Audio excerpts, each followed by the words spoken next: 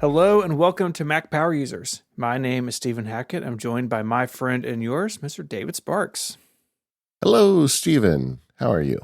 I am good. How are you today? I'm doing great. We're headed into the end of the year. Whew. I feel like I've got a lot more on my plate at the end of the year than normal, but it's good. I'm keeping up with it. How about you? Are you recovered from your sabbatical? You feel like you're Yeah. back in the saddle? I'm back in the saddle. Yeah. In fact, we just recorded an episode of Focused like an hour ago about that very thing. Yeah, we got into feelings. So people should go check that out when that comes out. But yeah, it's good to be back, and it's end of the year is fun. We get to do some fun stuff on the show, including today, because today is part one of our State of the Platforms for the year. Yeah, I always look forward to this every year. As the year goes by, you start thinking about it, like what's going on, and this is the thing where we take apart each platform for Apple, look at them in terms of hardware and software, some of our own thoughts, and they've gotten so long that we decided to do it over a couple. In fact, we've done it a couple ways. At one point, we were doing one platform per show, but that was a little much, right? So now we got it to two shows. So this week and next week, we're going to be covering the state of all the Apple platforms. Can't wait to get started. So today on More Power Users, we're going to be digging in on the tech we're using in our cars, Stephen in particular, who's always modifying his truck. And if you want to become part of the More Power Users experience, which is the ad-free extended version of the show, there's something special for you right now. Yeah, absolutely. So Relay is running the annual membership sale. So if you go to giverelay.com, it's the first link in the show notes this week, you can get 20% off any annual plan. And the way memberships work at Relay, you purchase per show, but you get access to that show's longer ad-free versions if they do it. So like for us, it's More Power Users. But you also get access to the Relay members Discord, a newsletter, a couple of monthly members-only podcasts. It's a great deal, and 20% off any annual plan right now. If you've had a membership in the past, you can use the discount to reactivate it. Or if you have someone who maybe would like a membership to a Relay show, you can also give it as a gift. So all the information is over there, and this runs through December 18th. So you've got a little bit of time, but go check it out. GiveRelay.com is where you want to go. And you're doing something too. Yeah. I have a sale this year for field guides. I don't do them every year, but I decided to do a Black Friday sale this year. I'm actually calling it a gratitude sale because Black Friday just feels so, I don't know, weird. And I am really grateful that I get to make these field guides. It's like the old Walt Disney story. We make movies so we can make more movies. Yeah. And that's been my experience with this. I get to make more because folks buy the ones I make, and it gives me enough bandwidth to make more. And so they're 20% off all of the field guides. The code you want to use is MPU Gravy. Like, you get gravy on your mashed potatoes at Thanksgiving. There you go. MPU Gravy gets you 20% off everything, including, this is the weird bit, I have a new field guide coming out called Shortcuts for iPhone and iPad. As I record this, it is 80% uploaded into the course. There's like another 30 or so videos. Yeah, it's a 125 video course. It's a lot of videos. And I'll talk about it more when it's officially released. I'm holding up air quotes. But it seems silly to me to have this sale, and then like a week or two later, I'm going to premiere a new course. And so I thought, well, if you want to get the big holiday discount on the new one, go for it. So there's a link in the show notes that goes directly to the sales page because the course doesn't appear in the school yet. It's still kind of not released yet, but you still can get the discount. MPU Gravy works on everything in the course. And if you want to get the new Shortcuts for iPhone and iPad field guide, it's an entirely new edition. Everything shot new. It was time. They've made so many changes over the years. So not only can you get any of the field guides for 20%, you can also get the new one. And when I release it, there's not going to be a 20% discount on it. So there you have it. There you go. MPU Gravy. That's a really good coupon code. Well, I've done so far, I think I did stuffing one year, and then I did, I've done all the Thanksgiving foods, so it was inevitable we'd get to gravy. And cranberries too long, Yeah. And not everybody's sure how to spell that, right? Especially It's if you're not true. American. Do you like your cranberry on your Thanksgiving dinner? Just a little bit. A dab will Yeah. do me with cranberry Yeah. sauce. You can go too far with cranberry. Yeah. Whereas with gravy, you can never go too far. No, man, I want that stuff swimming in it. Let's go. All right. So let's talk about the state of the platform. And our first platform we're going to talk about, no mistake, is the iPhone. I mean, the iPhone is the most important product that Apple makes. I remember when the iPhone first released, I think it was John Gruber, somebody wrote, make no mistake, Apple is now the iPhone company. Mm-hmm. Because, for our whole lives, it was the Mac company. They made Macintosh computers, but very quickly the iPhone eclipsed the sales of the Mac, and with so much, blue sky at the time. As we get to today, Apple is a multi-trillion-dollar company, but 50-ish% of their business is selling iPhones. This is a big deal. Yeah, it's huge. And I mean, not only is it so much of their business, but so much of the ecosystem itself revolves around the iPhone, right? Like you can totally just use a Mac and an iPad, but I think way more people have phones than Macs or iPads. And so it is the root of so much of this stuff. Clearly, Apple has a lot of resources working on the iPhone, right? Like they have new ones every year. And the hardware in particular, I think, is in a really good place. This year we have one of those years where the Pro and the Pro Max are the same camera-wise, which a lot of people prefer. Like I went down a size this year from the Max to the regular Pro because the camera's the same. I wanted that telephoto lens. Last year it was just on the Pro Max. This year it's on both.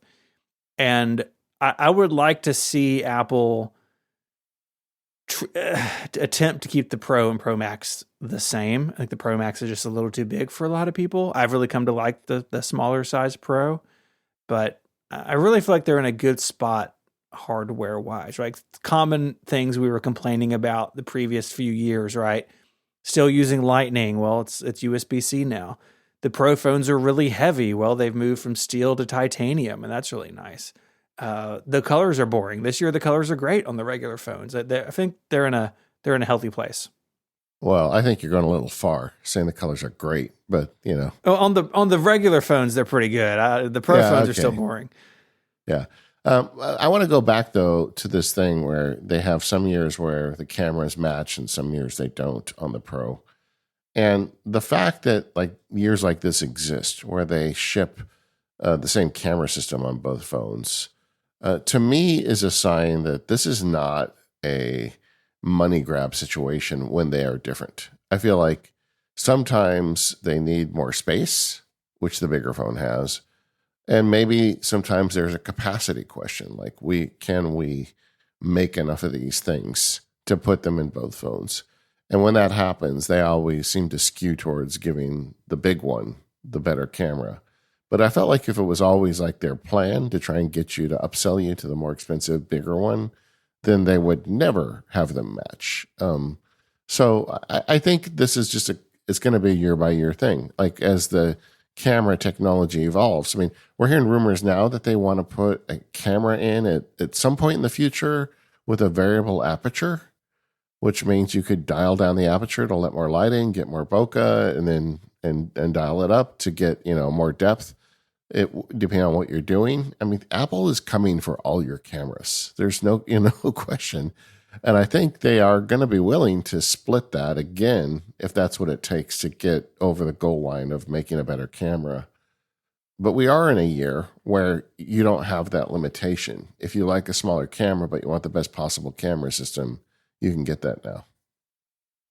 Something you didn't mention is this year we got an increase in RAM in both of the cameras. And that is part and parcel of Apple Intelligence. And I don't know about you, Stephen, but I'm starting to hear from people in my life who are not Mac Power Users listeners, who are Apple Intelligence believers. And it's interesting to me because I don't think it's all that impressive what they've done this far with Apple Intelligence.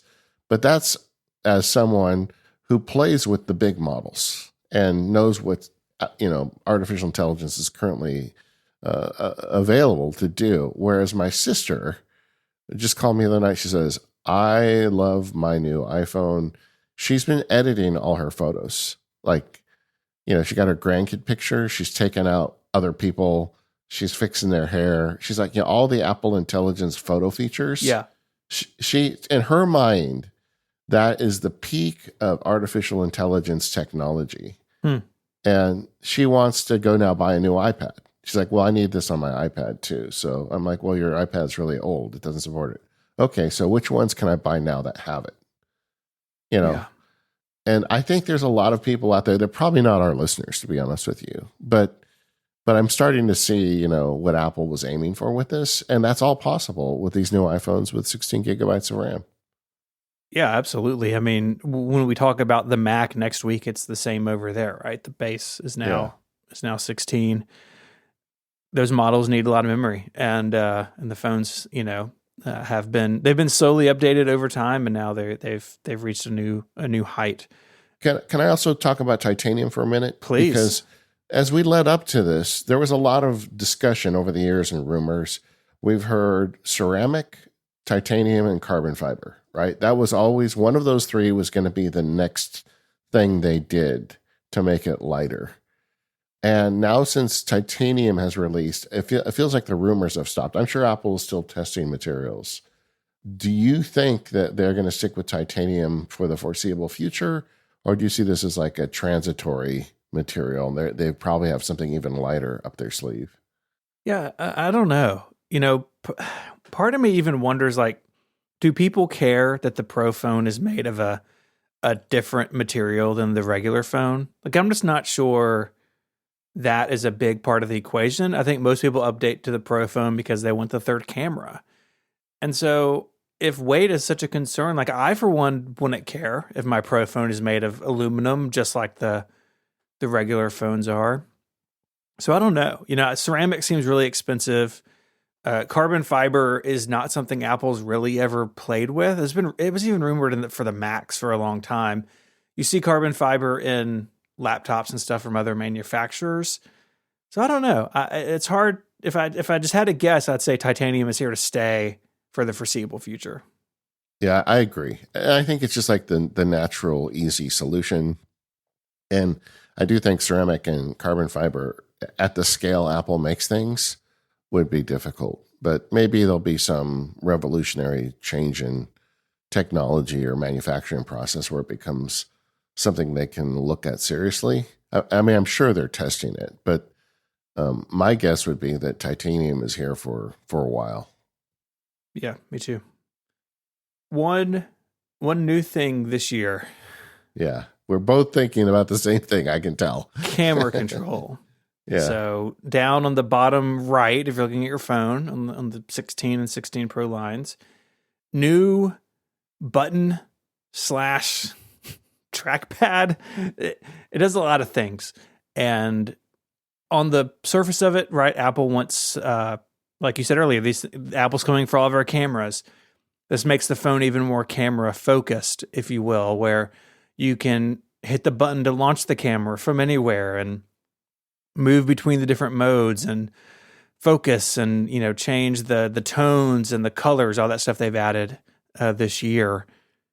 How has it landed for you?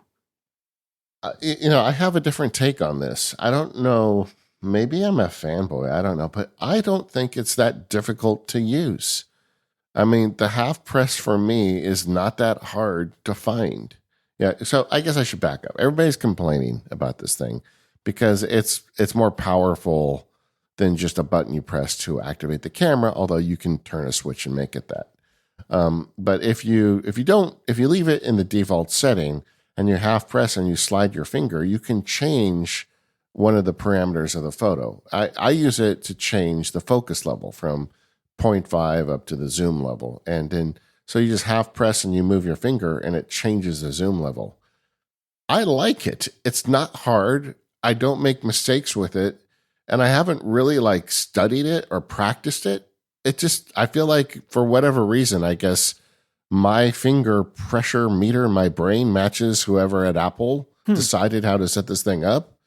But I think it's great. and the other thing you can do with that button is you can long press to activate visual intelligence, which I find myself using as well. So yeah, I love that they included it, and I don't have a problem with the way it's set up, unlike I think every other podcaster I've talked to about this.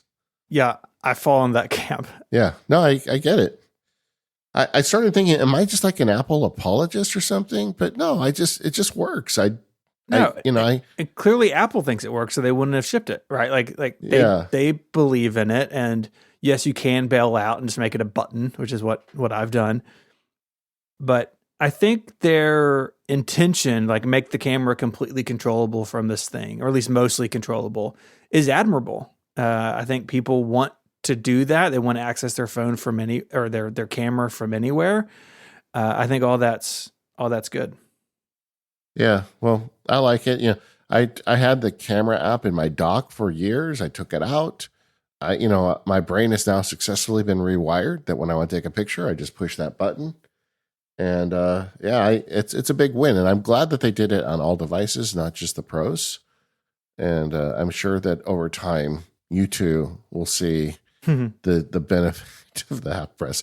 Yeah, because like if you're listening, you've never used like a fancy camera. The half press is a long term thing in cameras where you press the shutter button like halfway and you get a feel for it. And it would, like when I was growing up, it would run the light meter, but now it does a whole bunch more stuff because cameras are computers now.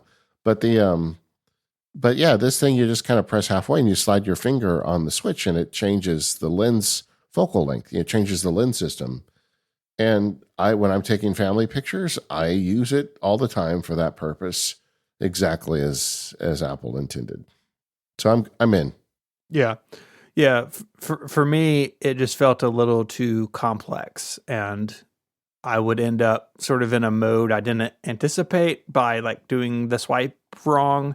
For me personally, I feel like it's a little bit overloaded, but I do love having it as a way to launch the camera and take a picture really quickly. And I had the camera also on the dock, and I had it, and well, everyone had it as the rightmost action on the lock screen, right? And with iOS 18, you can customize that. I've taken the camera off of that. I have actually a shortcut that launches Control Center down there in the bottom right. So it is for the overarching goal of getting to the camera quickly. It's working for me, even if I'm not using it for all the fancy control stuff. Yeah, my bottom right button is contextual, depending on which focus mode I'm in.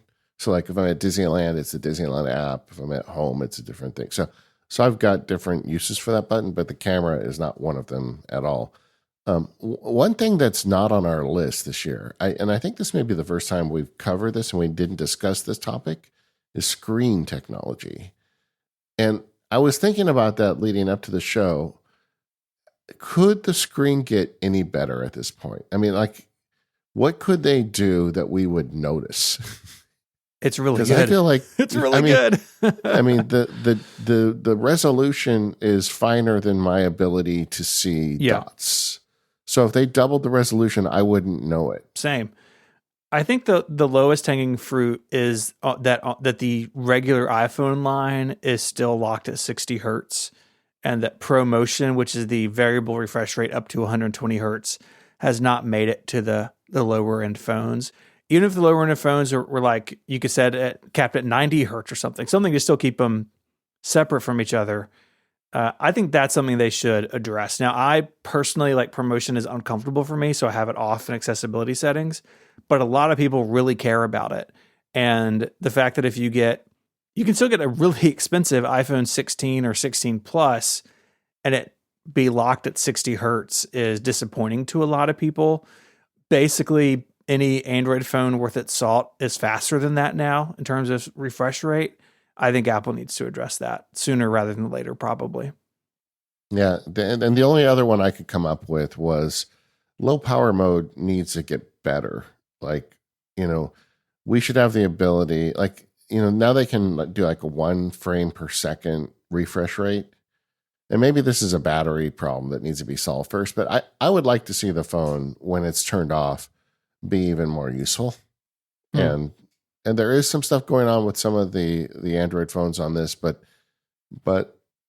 overall, like when it's working, I don't think they can make an improvement that I would notice. Yeah, they've really clearly spent a lot of time and effort on the display. It really shows. They've also got a lot of buttons on the iPhone now. I mean, Mm-hmm. we talked about the camera, but there's also the action button on all of them. Yeah, that's come to all the phones, and of course, it debuted on the Pro phones last year. My action button use has been relatively stable. I had it tied to the camera at first. I think that's was pretty common, but pretty quickly I switched it to I hit it and it opens a shortcut that lets me basically just enter text, and that gets saved as a task in reminders in the inbox. And so if I'm out and about or just someone says something to me, I hit the button, type it. I keep my inbox in reminders clear, and so if there's anything in there, I try to go file it away or get it done, and that's been great. Just like the super fast capture of a task or just something I need to remember. And I use it pretty often. I know some people, I think the action button's basically forgotten, but I find it really, really pretty impactful. Of I feel like, you see the movie The Matrix, course. and when Neo stopped the bullets and he looked around and he saw everything in the ones and zeros around him. Yeah.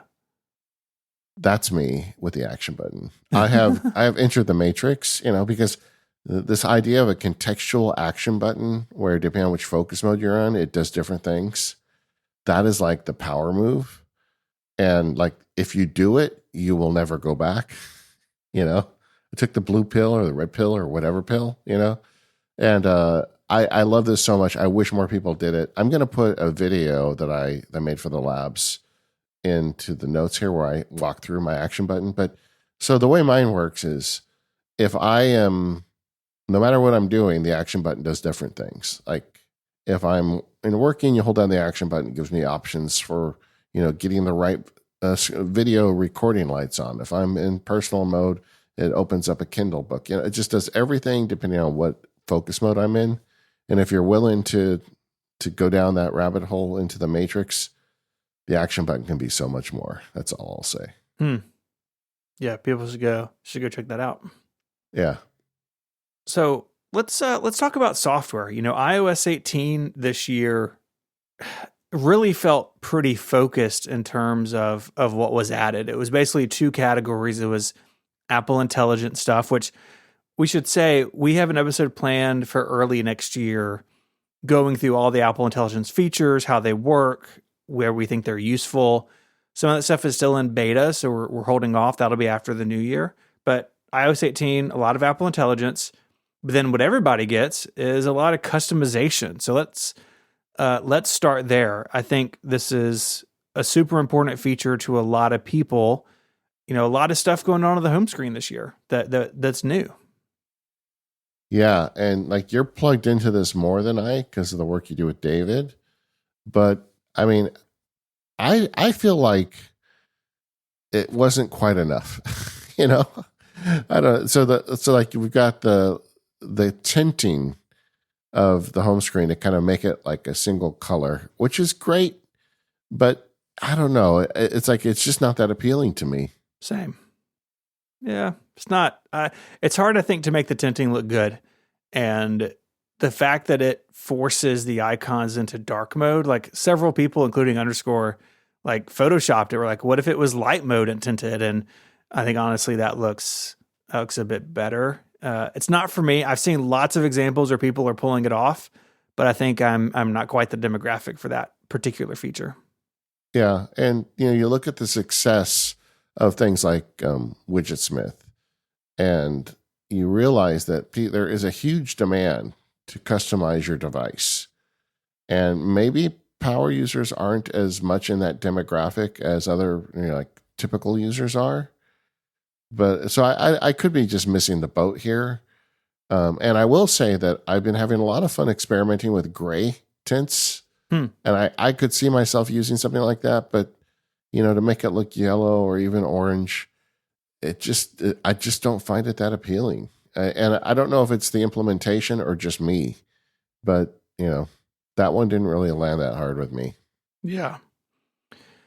One thing that I think is maybe a bit more Universal is the ability to change the size of the icons and widgets. You can make them all a little bit bigger, and that will drop the labels under the widgets and under the icons. A very common question we get from Widgetsmith users is, why does it say Widgetsmith underneath it? Can I turn that off? And yes, you can now in iOS 18. You can make it big. And obviously there's an accessibility angle from that feature, just like there is with tinting and everything else. But a lot of people just prefer how it looks. On my iPad in particular, I have it set to large. I think it fills out the iPad home screen a lot nicer. Yeah, that was an immediate like improvement for me. Like I know what my apps are after all these years. I don't need labels underneath them. Yeah. And just like there's a part of me that just likes the efficiency of not having words there that I don't need to read, where it was like a no-brainer. I turned that off immediately. I guess, would you have made an option where the labels disappear, but you use that space to add an additional row of icons or something like that? Do you think that makes sense? I think it does, especially on the iPad. Like the iPad home screen still is just so spaced out. And on the mini in particular, it's weird because like the margins are uneven around it. It's kind of strange. Yeah, hold on to that. I got thoughts on that. Yeah, we're gonna get to the iPad. The other part of this is now your icons don't have to be in a grid, and people like that too. But the density is still the same, and I think it would be nice. Like, let me cram more stuff on here. I think a lot of people would benefit from that. Yeah, I do too. I think that would have been a nice option. Look, I'm glad that they gave us any option to get rid of the app names. If you had told me at the beginning of the year, what's the likelihood that they'll do that, I would have said 0. Yeah. And we got it. So that's good. I mean, there's definitely good parts on the customization stuff, but the big sell was the tinting, and that didn't really land with me. Yeah. Although I will say I am testing gray, and I think there may be some use for that one. I need to think about it more. Yeah. That's like people who put their phone in grayscale mode, to use it less. The last thing with the home screen is we touched on a second ago, but light and dark mode icons. I've been converted to somebody who uses light mode on their phone during the day and dark mode at night. Okay. Federico Viticci had me try it, because I've just used dark mode all the time since it came out, basically.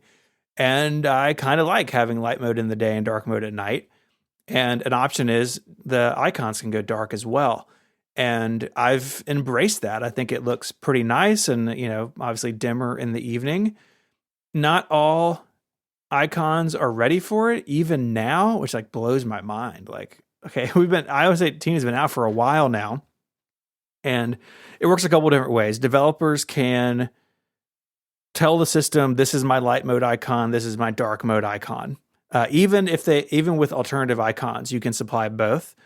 Or if you don't have that, the system will kind of do its best to darken your icon to honestly pretty mixed results. And I like this. It took some getting used to, especially during the beta process where basically none of them, like Apple's turned dark and none of the others did. But now that most everybody's gotten on board, it's pretty good. And I wouldn't want to run it all the time, but since I've been converted to light mode, dark mode, day and night kind of person, I like this. I have it turned on, and I think it looks cool. And it's, a little less jarring when you unlock your phone in the evening. Yeah. Yeah. Agreed. I've done that. I didn't realize you were only dark mode all the time, but yeah, it's nice. Yeah. Except on the Mac where there's only one proper mode. Light mode. I didn't know you. Okay. So I guess we both feel strongly about that. Yeah. The settings on the iPhone, now that as the device gets older, there is a lot of settings. Is that a problem?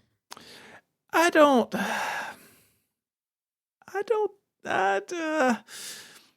Let's talk about camera control in particular, right? Those settings are scattered across camera and accessibility and a bunch of other places.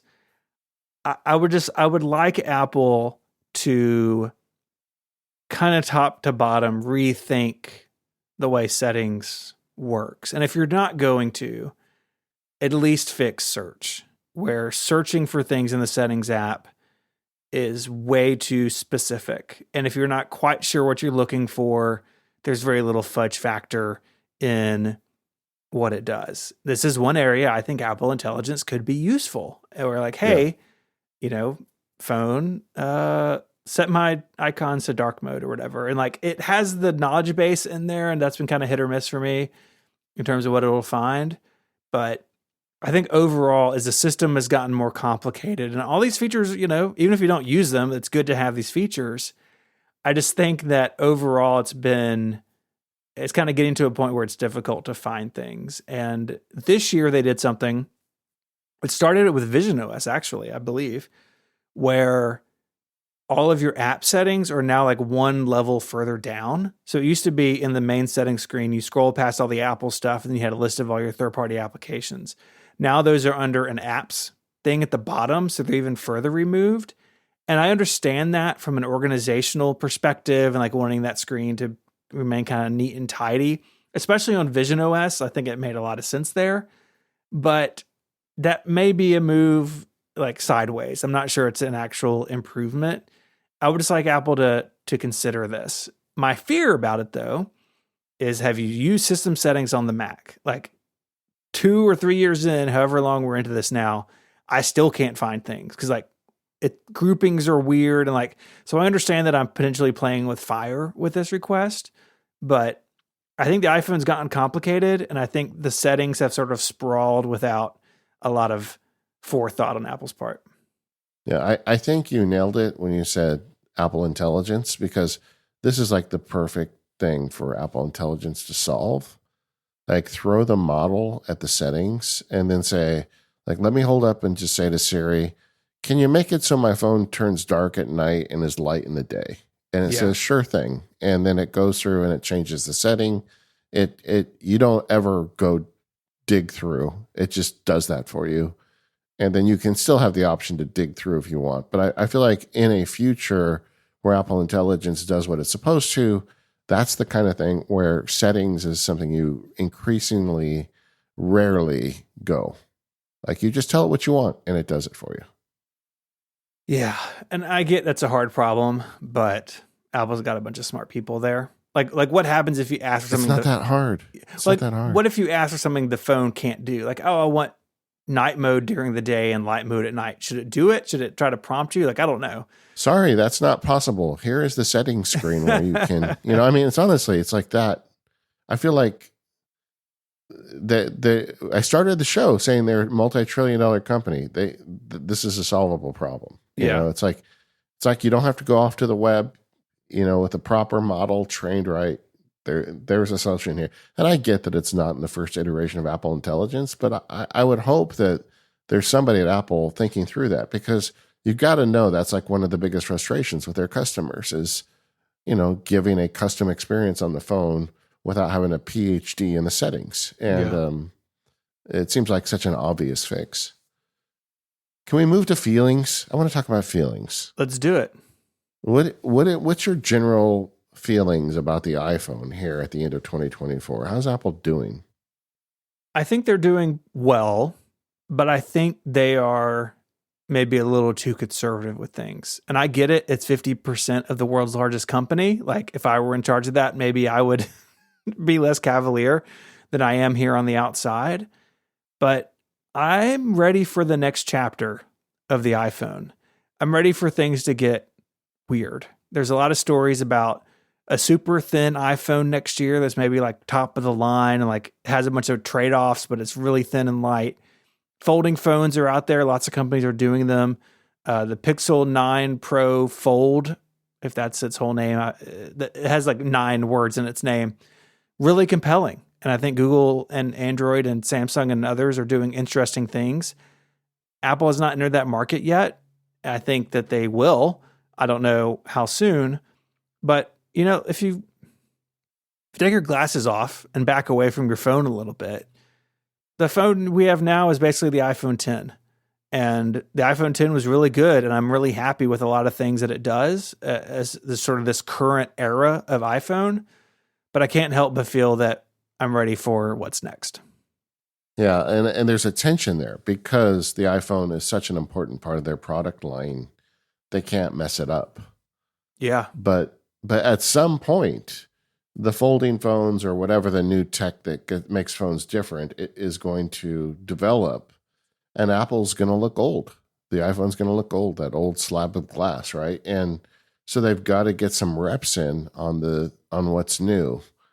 So I don't know what the answer is. I'm sure people much smarter than me at Apple are thinking about this, but I agree with you. I think that it needs to evolve a bit, even if it's like an oddball device that they don't sell as many of.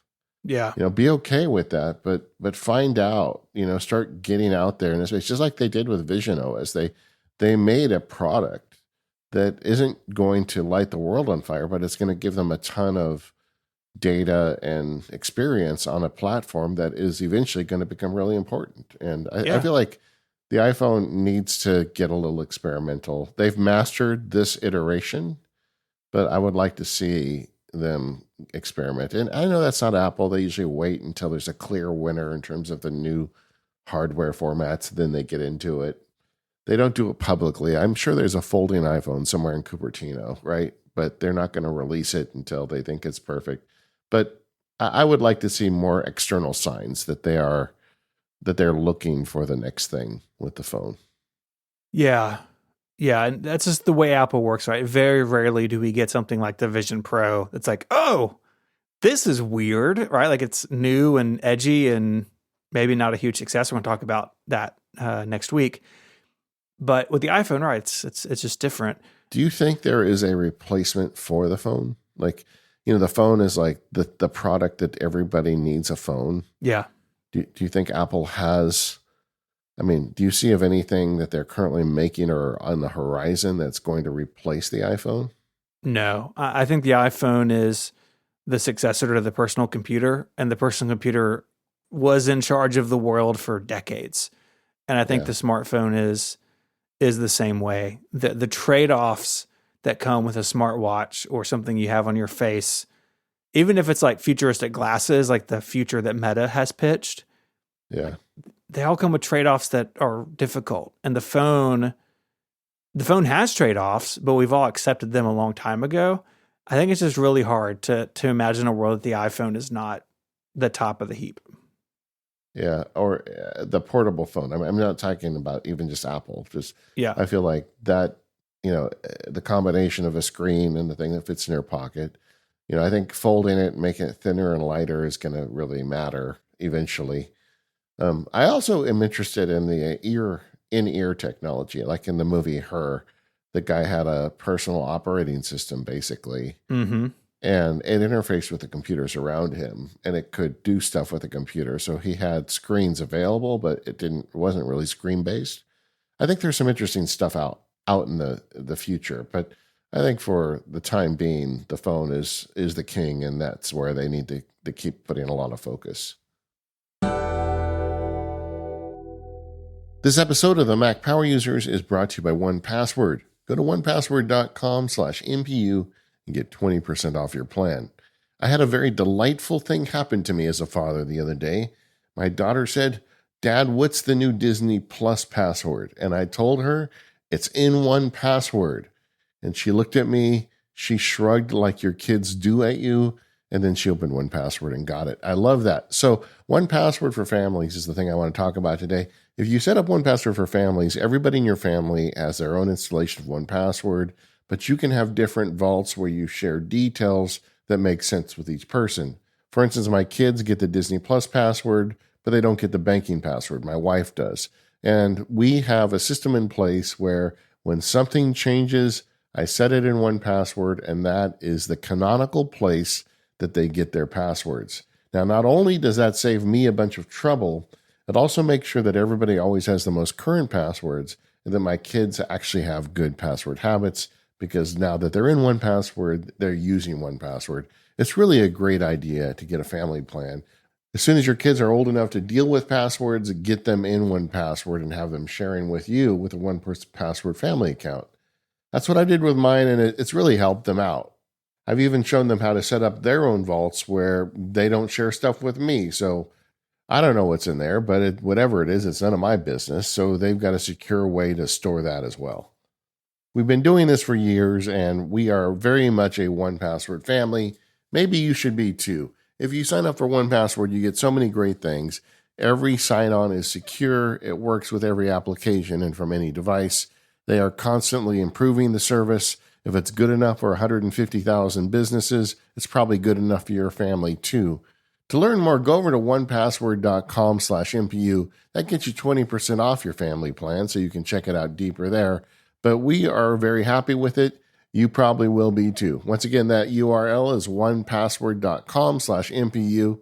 Go check it out and sign up your family today.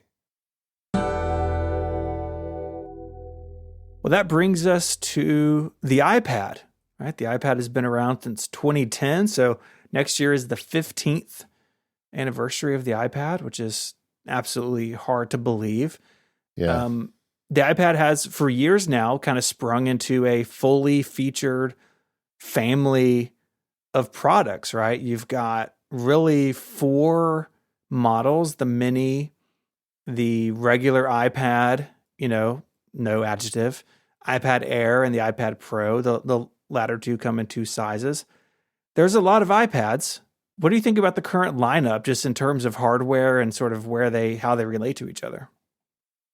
I think they have got pretty good coverage, honestly. They've got the iPad mini. I just did a newsletter on this about picking one that got way better response than I expected. I think whether you want to spend a lot or a little money, whether you want a big or a small screen, they've probably got something for you. And I don't think it's that confusing. So I in general, I think they're in good shape. And that wasn't true a year ago. It seems like they've kind of settled into the line at this point. Yeah, I think you're right. I mean, you've got the 10th generation iPad, which is that base model. It lacks a lot of niceties that people want. But if you want an iPad for your kid, it's the cheapest one. It's very often on sale at places like Costco and Amazon and Walmart. Like, you can get in really cheaply now. You can Although even get it's almost 3 years old. That's probably the one that needs an update. It is the one that needs the update. That is the downside. The 10th gen iPad came out in 2022. It's powered by the A14 Bionic. Like, that's a pretty old chip. I'm a little surprised, honestly, we didn't get an update this year going into the holidays, but we didn't. So that is the downside. But it is really cheap, and you can get it on sale. And so if you don't need something nicer or don't want to spend the money, you got an okay option down there. Yeah. Or if you need to buy like 4,000 of them for your school. Yeah. To me, the starting point is always the iPad Air, probably 11-inch size. And then you just go from there. Do you need something more powerful? You need a bigger screen. You need something that's smaller. They've got options for you throughout the line. The hardware wise, I feel like with the M4 iPad Pro, there was a lot of nice updates. With that OLED screen, that was a big thing we've been waiting for on the iPad for a long time, and now it's there. If you want to pay a premium, you get the tandem OLED. The chip processor, it was the very first Apple device to have the M4, so you can't complain that they're not keeping it up with the current chips. I think a lot of that sort of conversation goes back to the iPhones at the top of the stack, right? Like, we have a set number of chips we can put in a set number of products. Like, look at the new iPad mini with the A17 Pro. That's a weird chip that was just in the iPhone. What's it doing in the iPad mini? Like, it's a logistic question, and we may never know the full picture there. But clearly, Apple's hardware benefits all of these products, right? Like, if you look at the iPad Pro, the things it's doing with its display, only possible because it has an M4 in it. And yeah, the M4 is overkill for some other stuff, but all these things work in concert. Yeah. And I think they've made progress, like with the external keyboards, because they had the really nice, really expensive one, but now they're getting other product offerings that aren't as expensive. Yeah. The Apple Pencil has continued to evolve, and it is very nice improvements. The stuff that they're adding to it is useful. The joke about the iPad has always been that the problem isn't the hardware. That's been true since day one. Yep. And it continues to be true today. I don't think that if someone put me in charge of iPad, I wouldn't be like calling the hardware people to my office I'd be calling the software people. Yeah. I mean, I think even like the complaints in the hardware line, like the 10th gen is old, like there's several different keyboards and pencils and like the compatibility overlaps. A lot of that is just because things are on different update cycles, but it's all fine. Like it all works. It's all pretty good. But yeah, the iPad OS lets the hardware down. And the criticism launched at the iPad on day one was it's just a big phone. And here we are 15 years later, and the roots of that are still in place.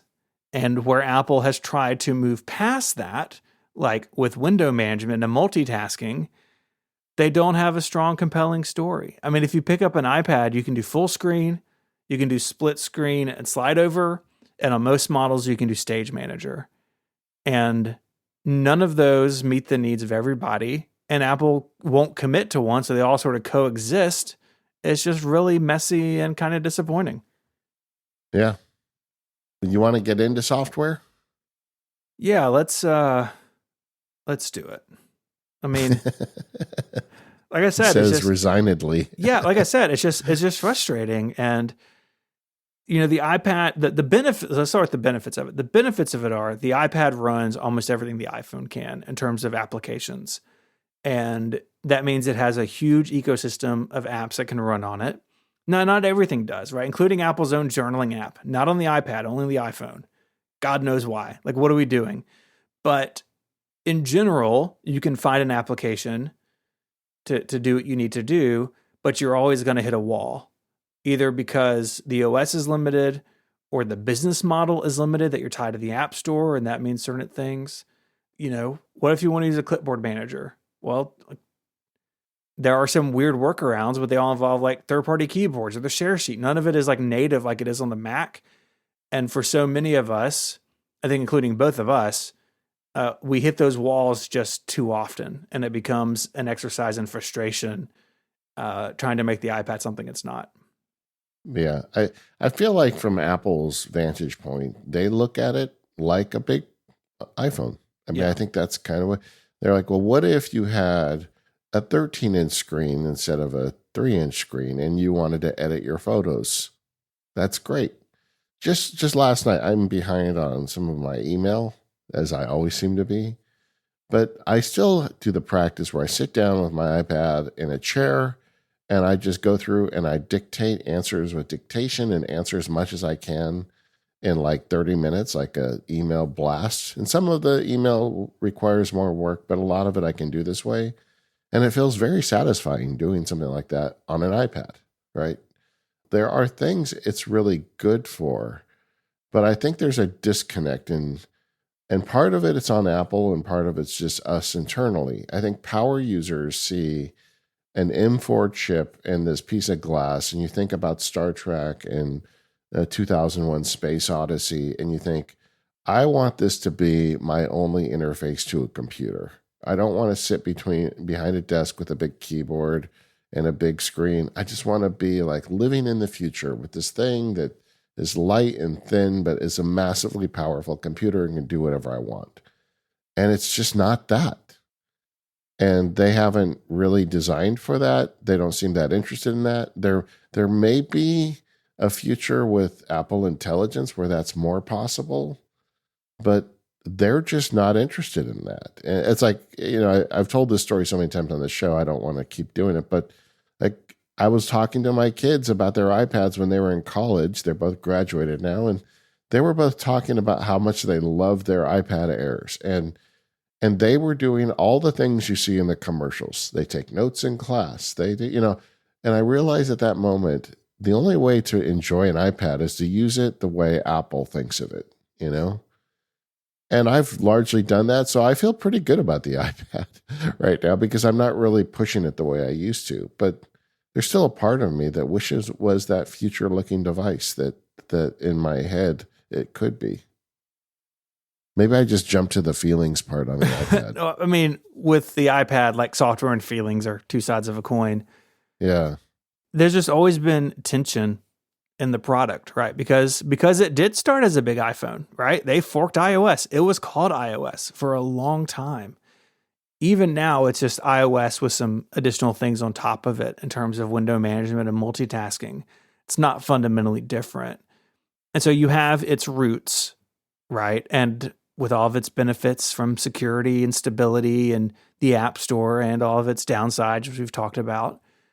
But then at the other end, you have the Mac, and you have people who want or need to do things that only the Mac can do. But they look at the iPad because the hardware is so good, and it's so compelling to have a 11-inch sheet of glass in your bag, and you pull it out, and all the things you just said, right? The futuristic aspects of it. And you look at the hardware like, gosh, if this could just do what my Mac can do, it would be perfect. I'd have the best of both worlds. And the tension, I feel like, has been ratcheted up in recent years because they run the same hardware underneath. The form factors are very different, but the M4 in the iPad Pro is the same M4 in the, the iMac and the Mac Mini and whatever. And Apple Silicon has really shown like, oh, these things are actually really pretty close to each other. And on the reverse side, which I'm sure we'll talk about, is touchscreens on the Mac. Like, okay, well, you can do touchscreens on the iPad. Like, why is that not on the Mac? And it all comes down to this tension, and this tension is in software. And I just don't know how they resolve that.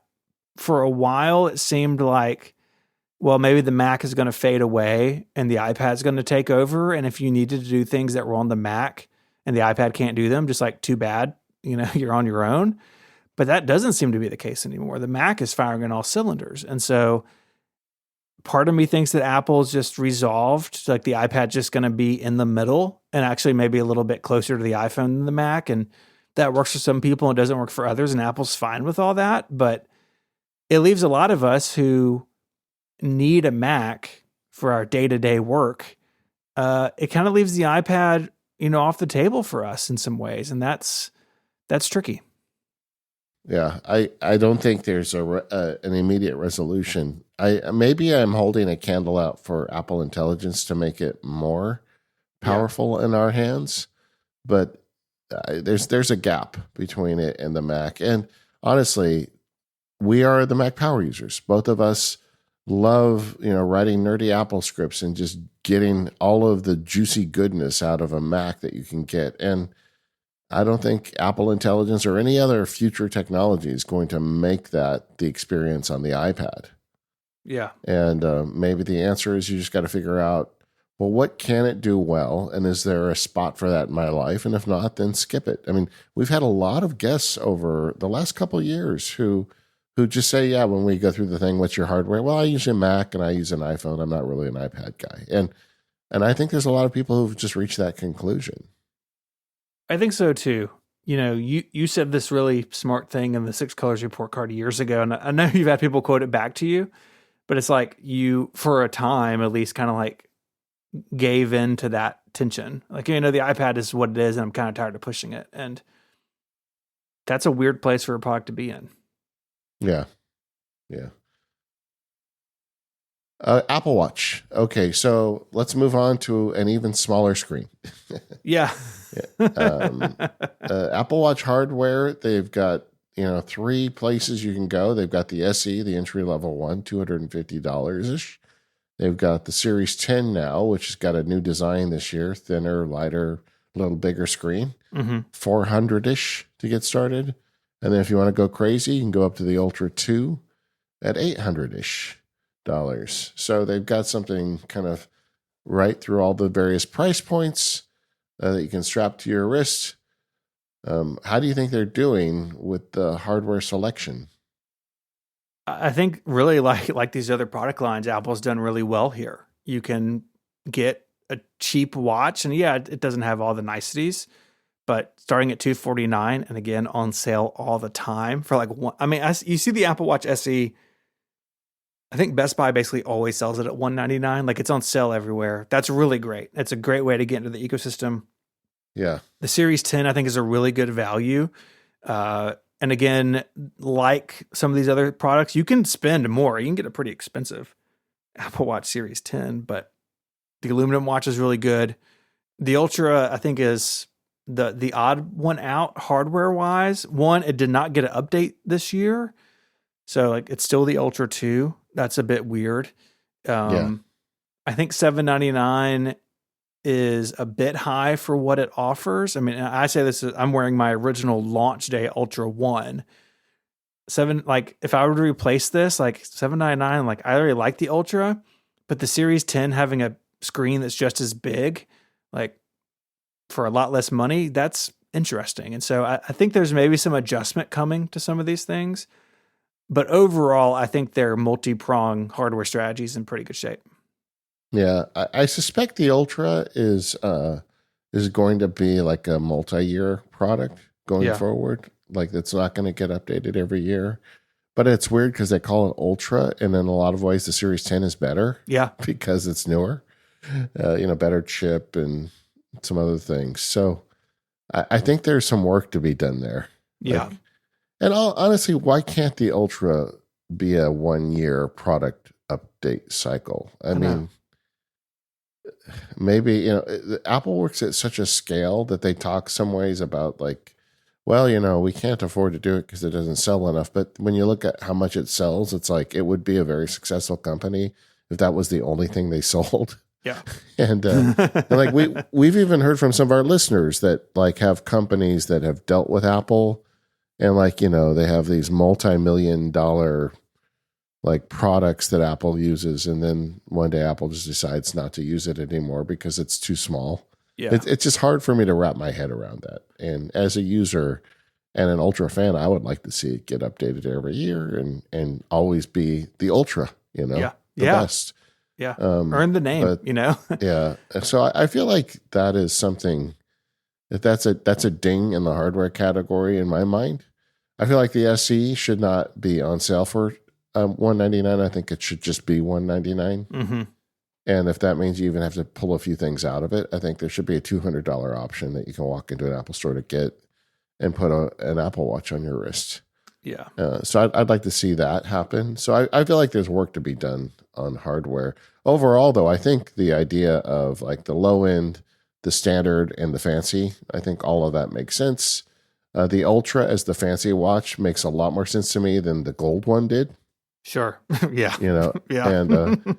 And I see a lot of Ultras in the wild. I mean, there are a lot of people, maybe it's just a Southern California thing, but there are so many people wearing them. I'd like to see them continue on that path. Yeah. I think the biggest blemish with the Apple Watch right now is the ongoing legal drama over the blood oxygen sensor. So Massimo is this company. They had patents around blood oxygen sensors. They got, I guess the right word is an injunction. You're the lawyer here. Well, yeah, they Apple's not allowed to use it. Yeah. Right.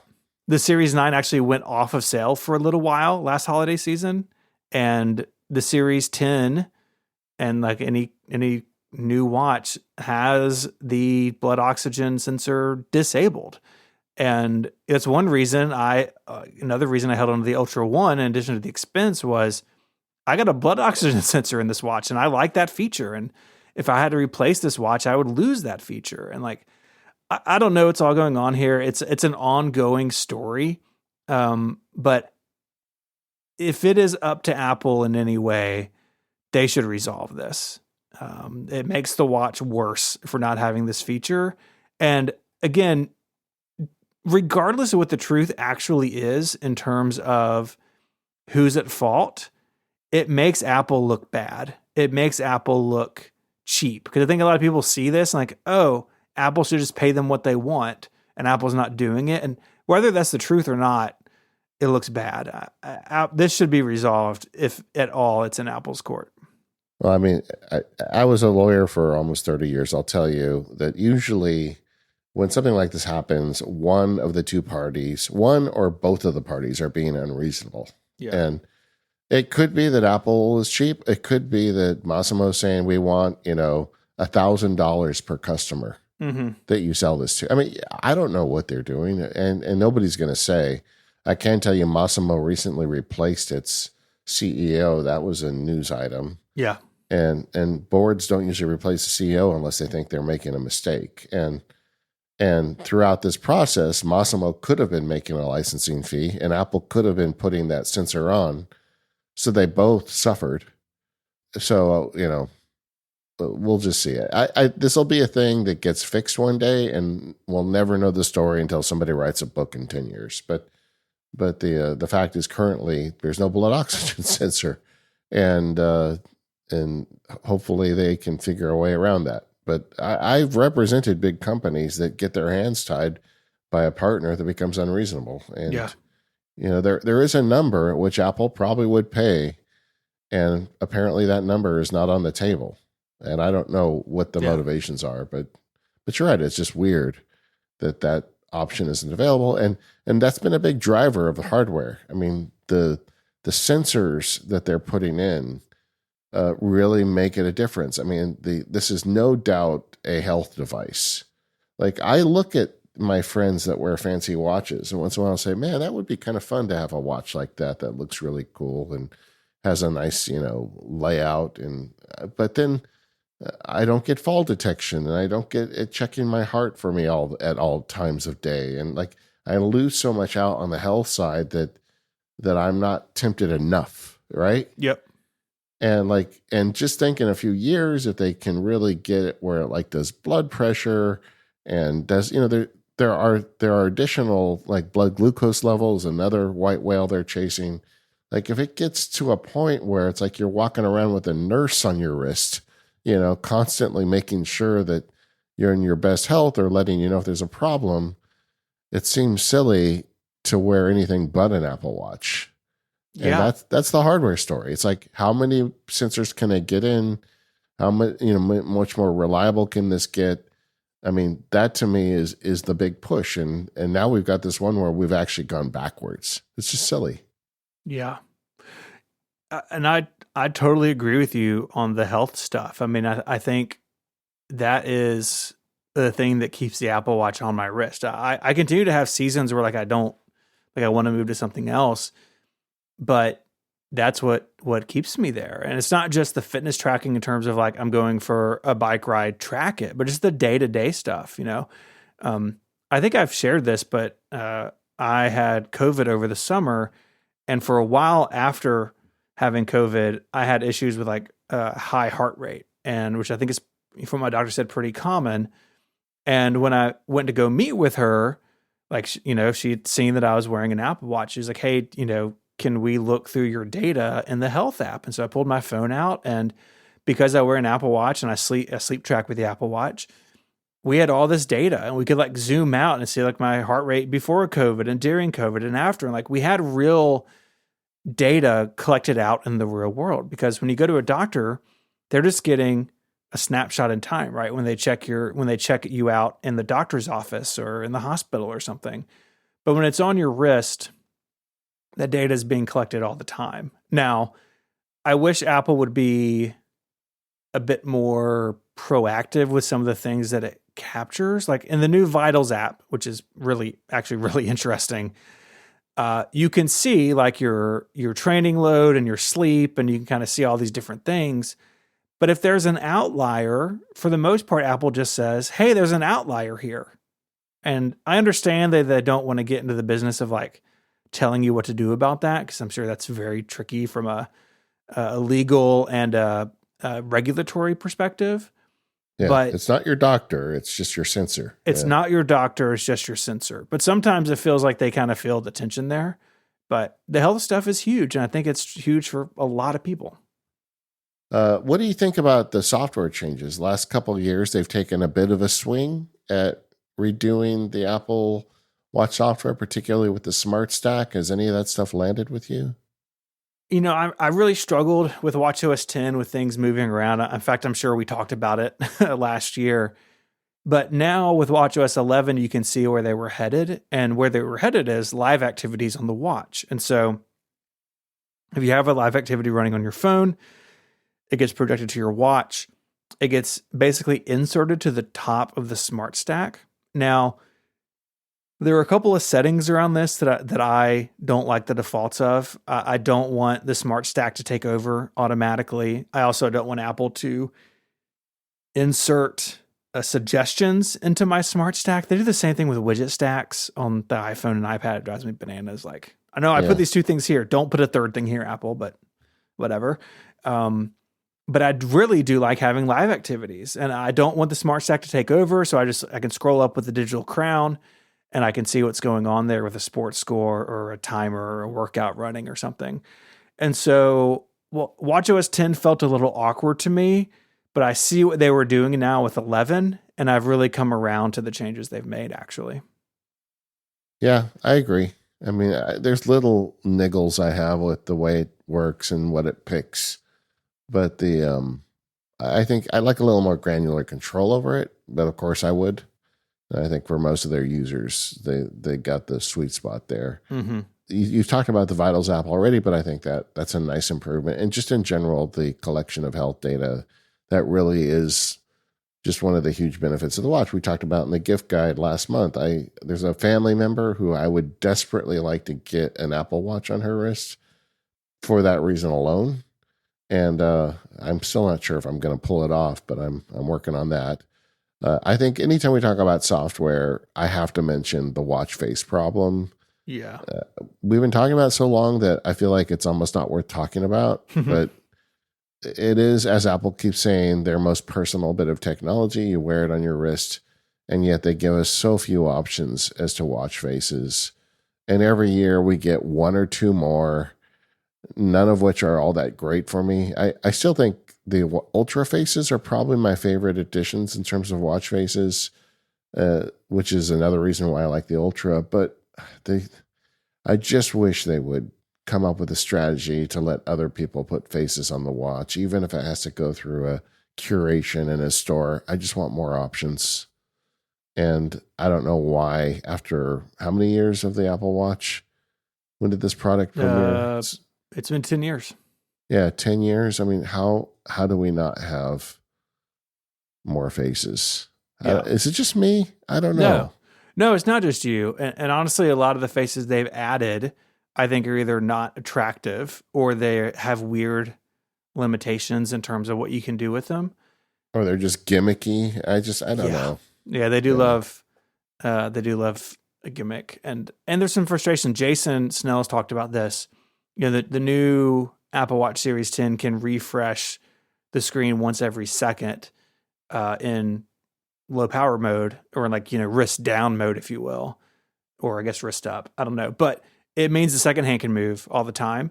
And they didn't update all the watch faces to take advantage of that. It's like, I have heard through the grapevine that old watch faces are very difficult to work on. That just the way that they're built is not the way they do things now. But again, it's a giant company. You got a lot of really smart people working on the Apple Watch. I've met many of them over the years. It's time to improve this, and it continues to be frustrating. Yeah. And it's part of me is like, well, maybe they're just holding on to it in 1 year when they don't have anything else to talk about and be like, oh, okay, now you get your watch faces. But I kind of resent the fact that we're 10 years into it and they still haven't really addressed it. I'm telling you what, if they do this, I will have to tie underscore to his desk. Or tie him away from his desk, because all he will do is make watch faces. And it's like, no, you got to do other things. And he's built, I mean, he's like prototyped stuff just for himself. He's blogged about it over the years. Like, it's totally doable. And yeah, you know what? Some of them would be bad, right? And some of them would probably run into IP issues, right? Like someone would make a Star Wars and want to get in trouble. But Apple already has the mechanisms to manage that. It's called App Store Review. And you just put these things through that same somewhat flawed system and it would be okay. It really feels like they're running out of reasons beyond they just don't want to do it. And maybe that's what this boils down to. Well, makes me sad.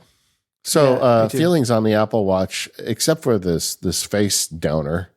I'm a big fan. I've got an Ultra one. I wear it all the time. I also ended up getting a used, I think it's a Series 6 that I wear to bed now. And, the Apple Watch is a fundamental piece of my life. I work from home, so a lot of times I leave my phone on the dock all day. Mm-hmm. And the Apple Watch is really my only interface into like getting text messages and things like that as I'm walking around the house. Yeah.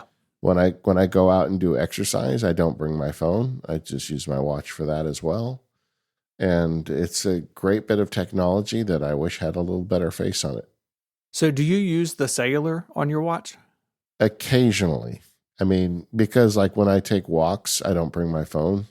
Well, it just depends. I mean, there's a big, we just did an episode of Focus where we talked about taking walks. And a lot of times I like to take walks without any technology just to kind of catch my thoughts. And in those cases, a lot of times I'll leave the phone at home. But the cellular's there if something happens, somebody can get me via call. I think I probably don't really need a cellular, but it comes with the Ultra, and I do have it turned on. Yeah. And occasionally I use it, but it's not frequently. I very rarely use it. I mean, if I go for a bike ride, I take my phone because one, it's my bike computer now, thanks to the really cool cycling stuff that we've talked about.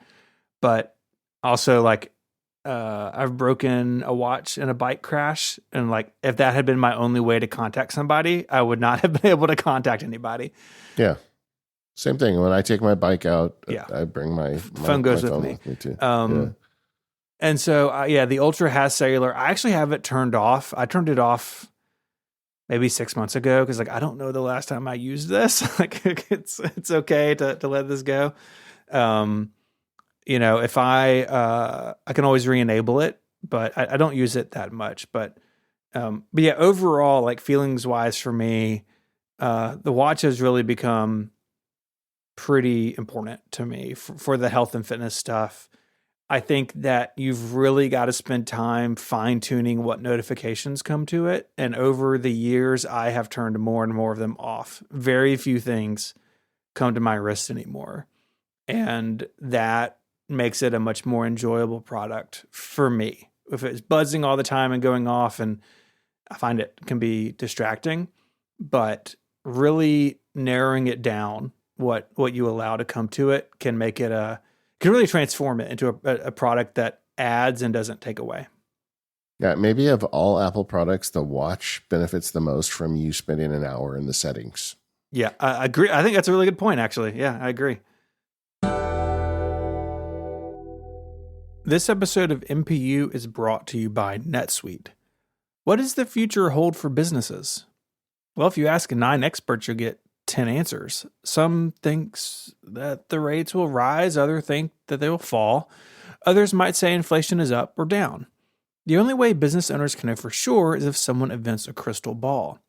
Well, until then, over 40,000 businesses have future-proofed their business with NetSuite by Oracle, the #1 cloud ERP, bringing accounting, financial management, inventory, HR, and more into one fluid platform.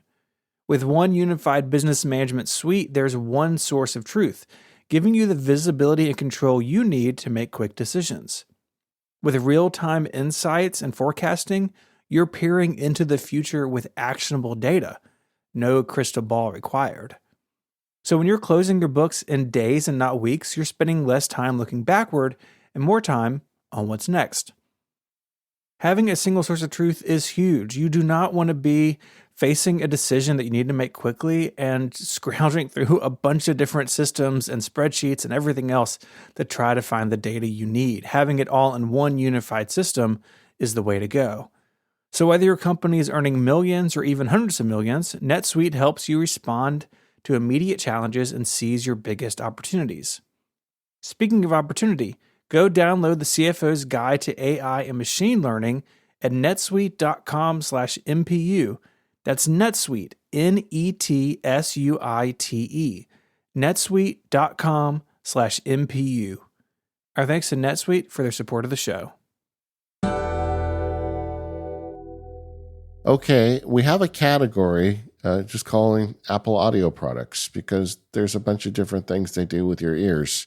And we thought we'd just combine them all into one. So we got AirPods and HomePods. What is a HomePod if not a giant AirPod, you know? Yeah.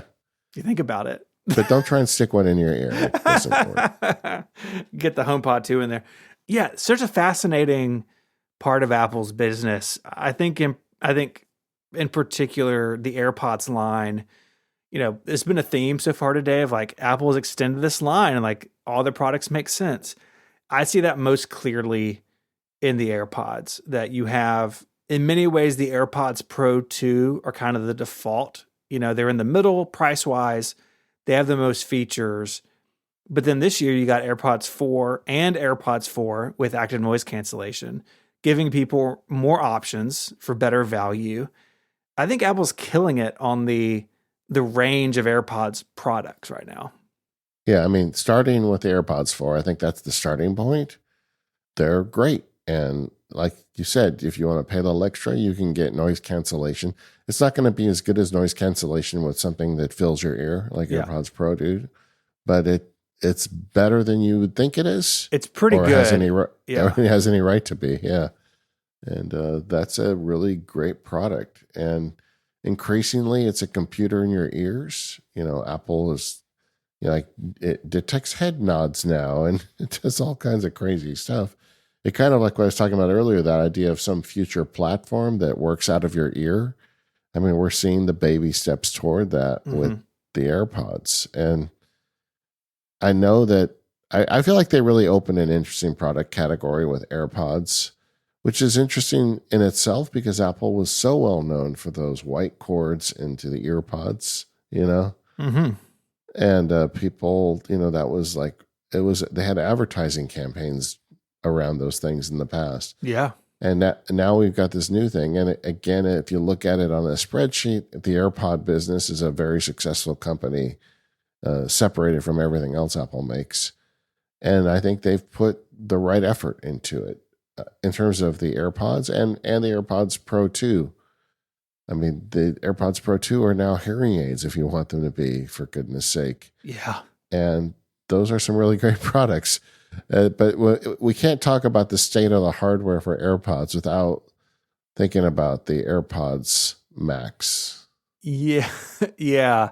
They got updated. I'm doing huge air quotes this year. They're the same as they were.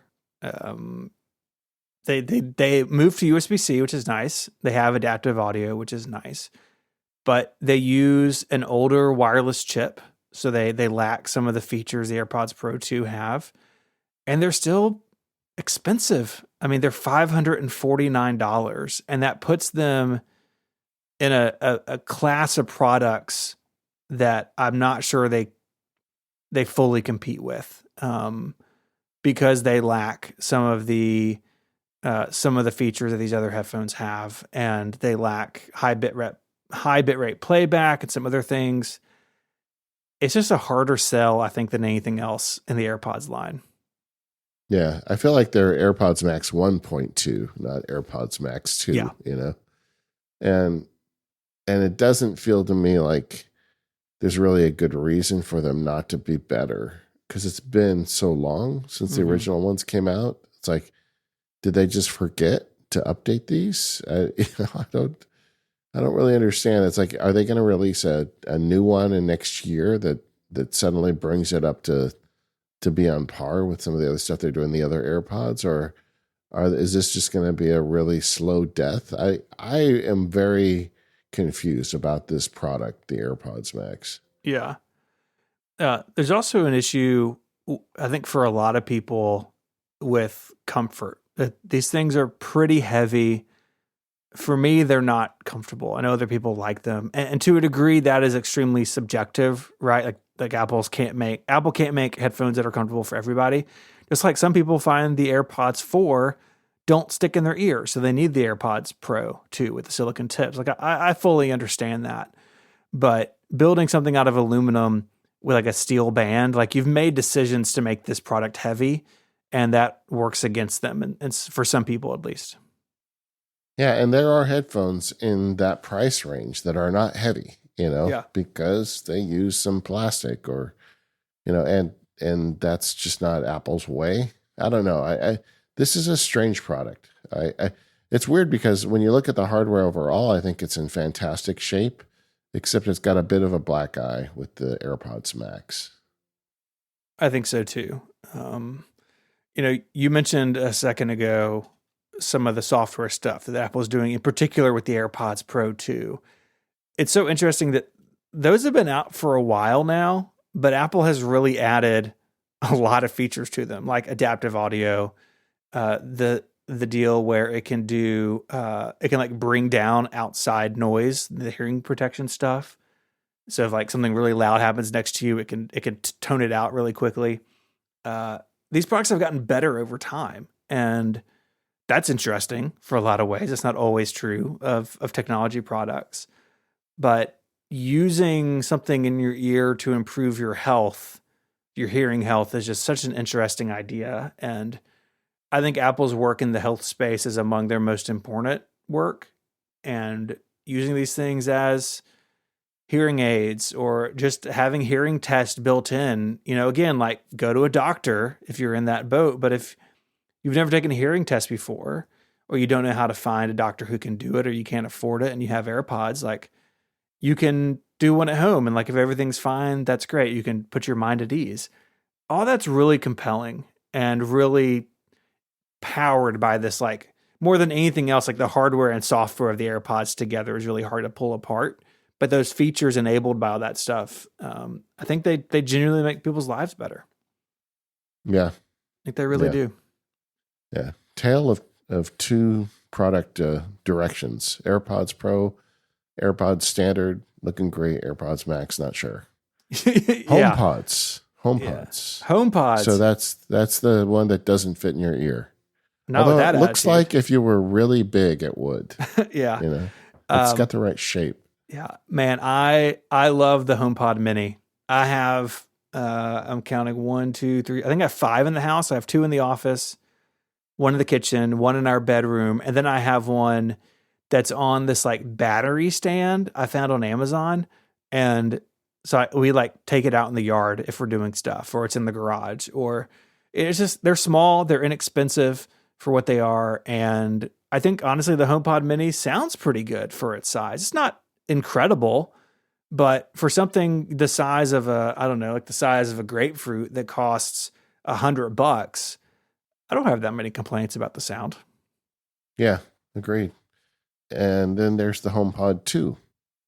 Yeah. It's the AirPods Max of the HomePod line, right? The full size HomePods sound incredible. I had several of the first generation. They have all died. There's like this capacitor issue with them, and there's this guy on YouTube has been like rebuilding them, and I find that really fascinating, but it's a bit more than I feel like I could take on from an electronics repair perspective. But for me, the $299 price, which is less than they debuted, I think it debuted at $349 or even $399. Yeah. The price increase is not worth it. I could buy 3 HomePod minis and that's fine. I'm not using it'd be different maybe if I was using HomePods paired with my Apple TVs and my TV speakers, but I'm not. I've got a Sonos soundbar hooked up to my television, and that's the sound in our living room. And so for me, the full size HomePod I just can't really justify it at this point, and I can't imagine that they move many of them. Yeah, I had a telling thing happen because we've got several of them. We bought them over the years, and we had an extra one that I put into the wood shop, because I'm in there. I like to listen to music while I'm in there. And just recently, it just stopped working. It just, no warning. It worked one day and then it didn't work the next, and my guess is it's at that capacitor problem. And I had to figure out, well, I still want music out here, and the iPhone speaker isn't good enough for me. So I went on Amazon and bought a little Bluetooth speaker, like a $50 speaker that's kind of disposable, I guess. Mm-hmm. But with the HomePod, it's so much money. I wasn't willing to spend that to replace it with another HomePod. And I think that's telling. Yeah. It's great, though, for what it does. I've got a couple of them in the studio, and I hope they keep going because I really like listening to music and sound. And they're really great, and they connect to everything, and they work good with Apple Music. But I feel like this product needs attention. Mm-hmm. I haven't heard the story about the HomePod 2 where it just dies one day that we get with the original HomePod, but they aren't as old yet. So we'll have to wait and see. Hopefully they figure it out whatever that problem was. Yeah, I hope so. But, and it's also weird that they don't give you any other way to access them. Like the old Apple speakers, you remember the one where Steve Jobs said you should throw out your stereo? Yeah. Buy the iPod Hi-Fi, baby. I got one in my office. It sounds incredible. It still works. You could still plug into it. Like, yeah. When my HomePod died, it was just dead, so Yeah, my feelings are mixed on it. I feel like in general, Apple has left some stuff on the table with respect to the home stuff in general, Yeah. and the HomePod feels to me a bit like, I don't know. I just don't know if they brought their usual level of attention to it, or I don't Yeah. know. I can't really put my finger on it, but there's a reason why this is not a popular product. I think a lot of that has to do, quite honestly, with Siri. That Siri, Yeah, while better than its reputation would say, because I think Siri's reputation in the world is actually pretty poor, yeah, it still does wacky stuff. And with a HomePod, it's your only way to interact with it, right? It's if you ask Siri to do something and it does something silly on your phone, right? You just tap out of it and then go do it yeah, yourself. But a HomePod is your only way to direct it. And when you ask it to play a playlist it's played 100 times and it plays something totally different for a reason that's you're unable to comprehend, that becomes frustrating. And I think for the HomePod to get better, a large part of that is that Siri needs to get better. yeah.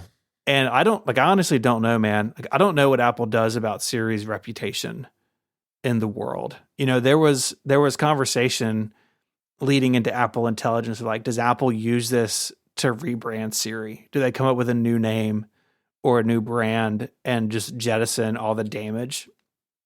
And they didn't. And if, in fact, they did the opposite in iOS 18.1. You get the fancy new animation, but the new Siri's not there. It's actually the same in 18.2 in the betas. And so they've are leaning more into Siri than ever as a brand. So I just don't know. I just don't know how they get over that hump. Maybe Apple Intelligence becomes so good that the Siri brand gets polished up by it. I'm just not sure, but that feels complicated, and I think the HomePod kind of gets lumped in there. Yeah, and that's the reason why we're putting off our show about Apple Intelligence, because in my mind, you can't really judge Apple Intelligence until we get the Siri brain transplant that we're promised, and it hasn't happened yet. So that's something we got to look into. But you're right, maybe that does make HomePod more attractive if it suddenly gets smarter. Just this morning, I yelled out into space to send a text message to my wife. And for whatever reason, the HomePod in the studio picked it up. And as soon as the HomePod started talking, I like closed my eyes and grimaced because I'm thinking, what is it going to tell her? Like, I don't know. you know?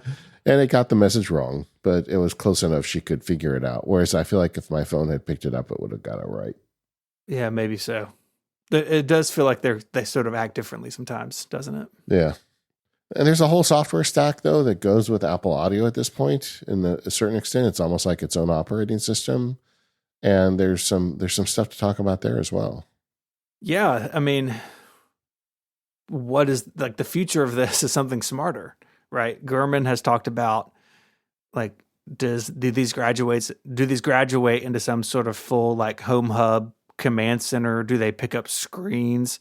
His current reporting says yes, it'll be like a 6-inch screen that is a smart home controller, but it's still somehow also a home pod. Like, a lot of people just look at the the Echo Show and just like, Apple, make a home pod, glue an iPad mini to the front of it and be done. And that fixes some of the problems we just talked about as far as control and just relying on Siri, but it does also fundamentally change the product. And so I'm very curious what Apple will do here. And I think that screen or no screen, they should continue to work on the audio first products, right? That the HomePod without a screen, as long as it continues, should get better and better as well. And we'll see how that plays out, I guess. Yeah. Yeah. And also on the software side, I mean, we've talked about the fact that it can become a hearing aid, but I think that is a really remarkable development.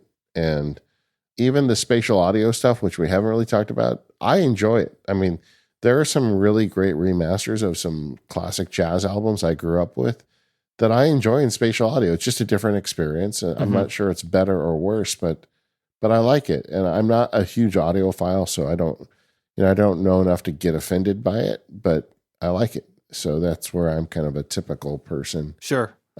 Something that I think still needs work, though, is the switching of devices. When you wear a pair of AirPods, and there's a Mac in the room and there's an iPhone, and yeah, it's just too often. And I'm sure that I'm an edge case because I own a lot of Apple gear, but it's still not seamless, and I feel like it needs to be. Mm-hmm. I don't know what the answer to that is. It's probably a pretty difficult problem to solve, but I will tell you, if I pick up my phone and call somebody, I don't want my AirPods connecting to my Mac, and that happened to me yesterday. So it's not there yet. Whatever the problem to be solved there, I think could use additional work. I actually have that. I have it turned on my iPad and my iPhone. I have it off on my Mac. It feels like it works better on the iOS side. Maybe that's placebo effect or something, but I like the feature a lot on paper, right? Like, oh, it knows where sound is coming from and automatically switches, but it seems a little bit too sensitive and then not sensitive at all the time I really want it to move. So yes, agreed. That should continue to get work. And, but Apple's audio line is, I think, only going to become more important to them over time. Yeah. I do too. And I do think that when you talk about health benefits in relation to AirPods, that's a real conversation. And I don't think they're done with it yet. Totally agreed. And I'm very excited to see where that goes. Excited to see what they do in the home. Like there's a lot of places they can and should take this. And, I think the future is bright for these products, and I'm pumped. I think products like this that sort of fade into the background, right? It's not a phone in your hand. It's not a laptop in front of you, but like, the idea of like ambient computing and these things, all that's still really important. And I think there's still a lot of benefit to be had. And I think Apple will be there with all these other companies, at the forefront of it. Yeah. So your feelings for their audio products? Optimistic, even though, we've got quibbles here and there. Like I love my AirPods Pro 2. They are on the list of like, if something happened to them, like I left them on a plane or they went through the washing machine, like I would go replace them immediately. Yeah. Right. And they're not cheap. Like that would be an expensive day, but I use them all the time and really, really like them. They're one of the few things that are basically always on me, either in my pocket or in my backpack. And I don't want to go back. I really like them. And so, yeah, I think a lot of people feel that way about the AirPods in particular, and that's good. That's good for Apple. And I think the future is bright, like I said. Agreed. Well, Stephen, we got about halfway through the Apple product line today. Yeah. So I think we're going to be good to finish it up next week. But that's where we stand on the state of the Apple hardware and software platforms. We have a forum you can go weigh in on. If you think we missed something or something you like or dislike about them, go over to talk.macpowerusers.com. Lots of smart people there. Great place to weigh in on the state of the hardware. We want to thank our sponsors this week. That's our friends at 1Password and NetSuite. For more Power User subscribers, stick around. We got stuff to talk about. We're going to go down the rabbit hole of car technology. Can't wait to do that. And if you'd like to become a more Power User subscriber, there is no better time than today, because right now you get a deal. That's right. Where do you go for that, Stephen? That's right. You want to go to giverelay.com. You'll get 20% off an annual membership. Yeah. And if you're that guy or gal that doesn't know what to ask for Christmas, you could tell somebody, hey, I want to get my more Power Users. I want to get my ad-free version of Mac Power Users. That's right. They could give it to you. They could. It's a great gift. They could. All right. Have a great day, everyone. We'll see you next time.